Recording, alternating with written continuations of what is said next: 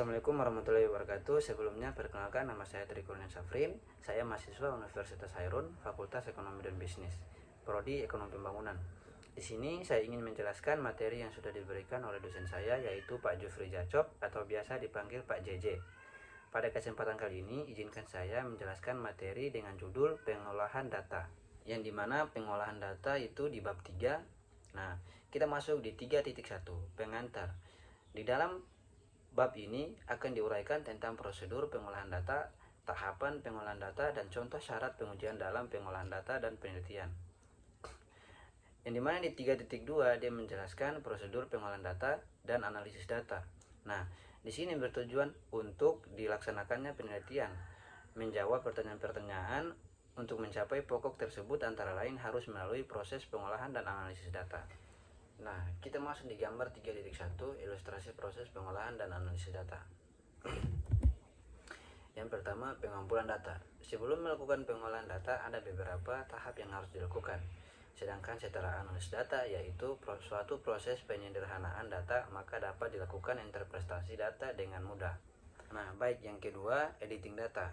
Data lapangan yang ada dalam kuesioner perlu diedit. Tujuannya dilakukan editing adalah: satu, melihat lengkap tidaknya pengisian kuesioner, dan yang kedua, melihat logis tidaknya jawaban, dan yang ketiga, melihat konsistensi antara pertanyaan, dan yang keempat, pengolahan data. Paling tidak ada dua hal yang perlu dilakukan ketika melakukan pengolahan data. Nah, yang pertama, entry data atau memasukkan data dalam proses tabulasi, dan yang kedua, melakukan editing ulang terhadap data yang telah ditabulasi untuk mencegah terjadinya kekeliruan memasukkan data atau kesalahan penempatan dalam kolom maupun baris tabel. Nah, yang terakhir atau yang kelima, analisis dan interpretasi data. Nah, ini hal yang paling penting yang perlu diingat dalam melakukan analisis data adalah mengetahui dengan tepat penggunaan alat analisis, sebab jika kita tidak memenuhi prinsip-prinsip dari pemakaian alat analisis, walaupun alat analisisnya sangat canggih, hasilnya akan salah diinterpretasikan.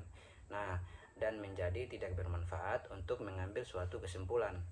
Maka ketika kita memutuskan untuk melakukan analisis data menggunakan alat statistik, ada beberapa hal yang perlu diperhatikan, antara lain yang pertama atau yang ke-1, dari mana data diperoleh, apakah berasal dari sampel melalui proses sampling atau dari populasi, yaitu dengan cara sensus. Terus yang kedua, jika berasal dari sampel, apa teknik sampling yang digunakan, apakah termasuk kelompok sampling probabilitas atau non probabilitas. Nah, terus yang ketiga, memakai skala apa data diukur, apakah menggunakan skala nominal, ordinal, interval, atau rasio.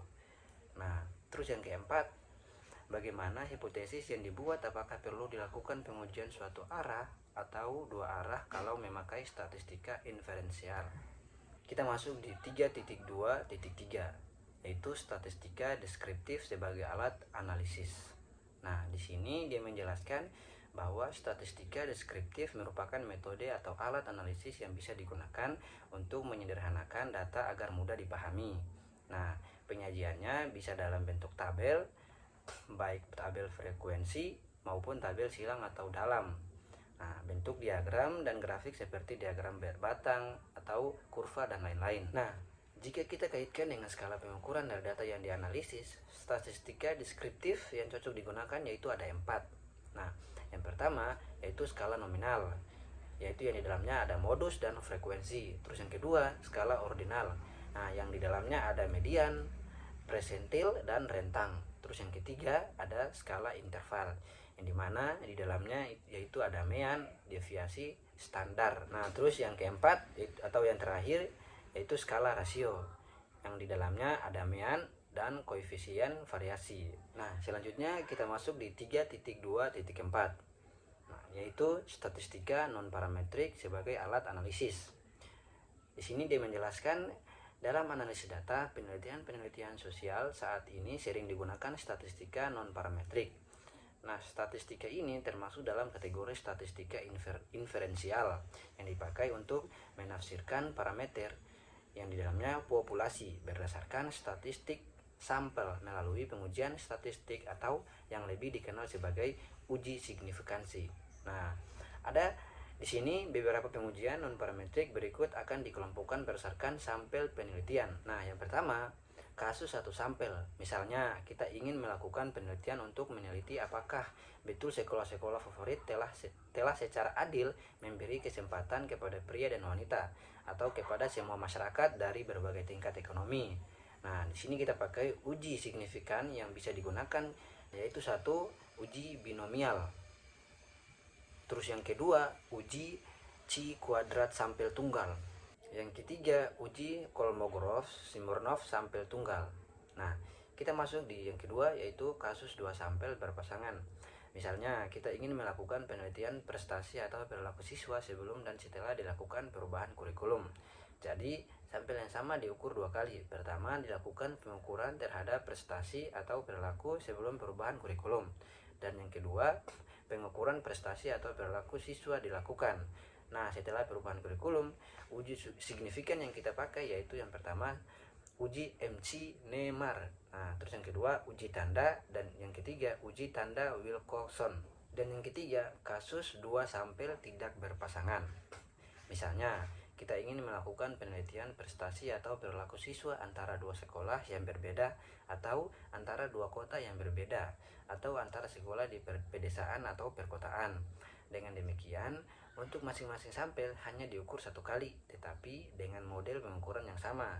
Nah, di sini kita pakai uji signifikan yang bisa digunakan, yaitu yang pertama, uji chi kuadrat dua sampel berpasangan, dan yang kedua, uji Uman-Whitney. Nah, dan yang ketiga, uji Kolmogorov-Smirnov dua sampel. Terus yang keempat, pengukuran korelasi dan uji signifikansinya dalam sebuah penelitian. Kadangkala kita ingin mengetahui apakah ada hubungan antara perubahan satu dengan yang lainnya. Untuk keperluan tersebut sering digunakan pengukuran korelasi. Hal yang perlu dipahami dalam penggunaan ukuran korelasi yaitu bahwa koefisien korelasi yang dihasilkan tidak otomatis menunjukkan bahwa perubahan yang satu berpengaruh terhadap perubahan lain. Akan tetapi hanya menunjukkan tingkat asosiasi kuat lemahnya hubungan. Sementara penentuan perubahan independen dan dependen ditentukan berdasarkan teori. Jika pengukuran korelasi didasarkan pada sampel koefisien korelasi, maka pengukuran korelasi yang bisa digunakan dalam penelitian sosial yaitu satu, koefisien kontingensi, dan yang kedua, koefisien korelasi Rang-Kendall, dan yang ketiga, koefisien korelasi Rang-Spearman. Nah, mungkin itu saja penyampaian materi dari saya. Lebih dan kurangnya saya mohon maaf. Maka di sini saya akan menutup dengan satu slogan. Zikir fikir amal soleh wa wallahul muwaffiq ila aqwamit thoriq. Wassalamualaikum warahmatullahi wabarakatuh.